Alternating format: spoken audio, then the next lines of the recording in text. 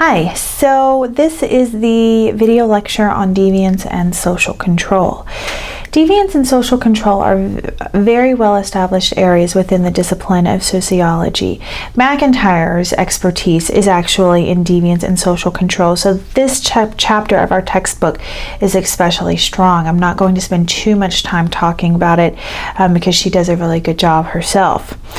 I did want to start off by mentioning that, like so many things that we'll talk about this semester, sociologists consider deviance to be socially constructed, and we think of it in this way for a variety of reasons.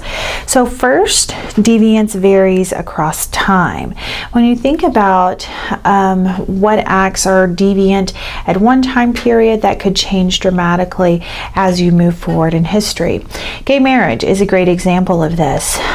For essentially the entire duration of America's history, gay marriage has been thought of, or gay marriage or being in a gay relationship has been thought of, viewed as deviance, but that's no longer the case. It's becoming more accepted than it once was.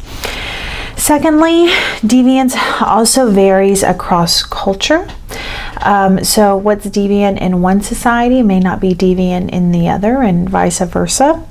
And then lastly, deviance can also vary within cultures, within subgroups found within a particular culture. This is especially apparent when you think about the norms and the deviance associated with teenage peer groups and more mainstream society. So it may be perfectly acceptable for teenagers to, for example, smoke cigarettes among other teenagers or among their peer group, not as accepted in mainstream society.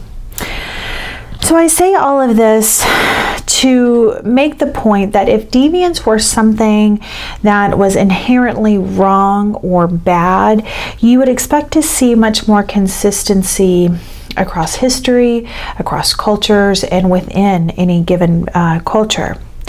So the fact that we do see such great degrees of variation suggests that there's something about it that it's socially constructed.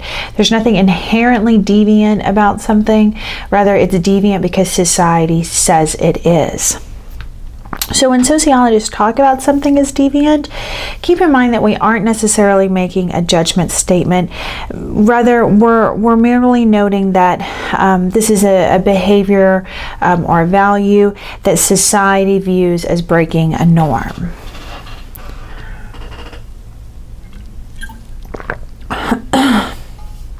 Now, the book goes over 3 theories of deviance.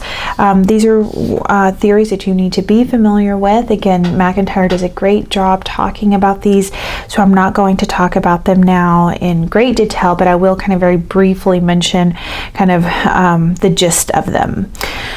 So certainly make sure you understand the history of strain theory, which the book describes in pretty good detail.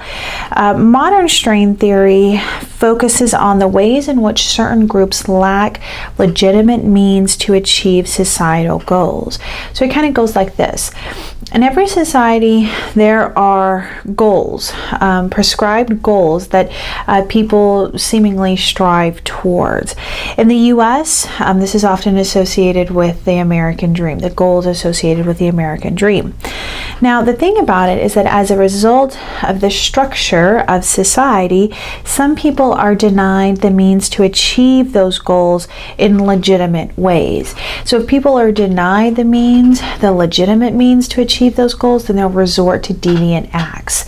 And that deviance can look a variety of different ways as it's diagrammed in your textbook.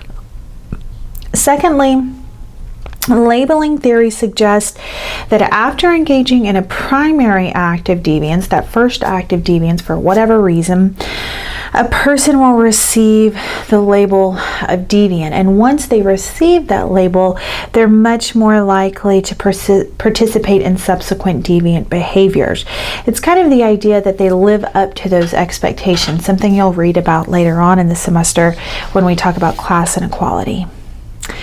Lastly, there is learning theory, and the assumption here is that deviance is not something that is inborn, rather it's something that is learned by the people and the environment that we're surrounded by.